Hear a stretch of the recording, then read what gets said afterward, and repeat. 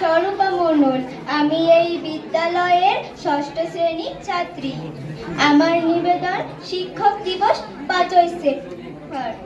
আজ 5ই সেপ্টেম্বর শিক্ষক দিবস উপলক্ষে আয়োজিত অনুষ্ঠানে আমার শ্রদ্ধেয় শিক্ষক শিক্ষিকাদের প্রণাম এবং আমার সহপাঠী ও ভাই বোনদের আন্তরিক ভালোবাসা জানাই। আজকে এই দিনটি আমাদের কাছে খুবই গুরুত্বপূর্ণ, কারণ সমগ্র ভারতবর্ষে 5ই সেপ্টেম্বর দিনটি শিক্ষক দিবস হিসাবে পালিত হয়।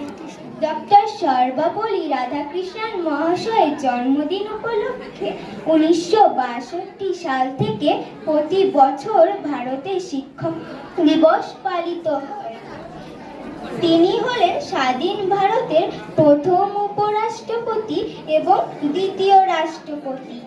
এছাড়াও তিনি একজন আদর্শনিক এবং একজন মহান শিক্ষক।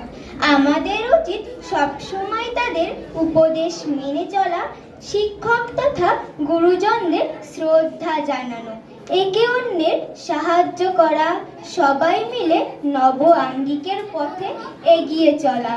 এই বলে আমার বক্তব্য এখানেই শেষ করছি। সবাইকে ধন্যবাদ।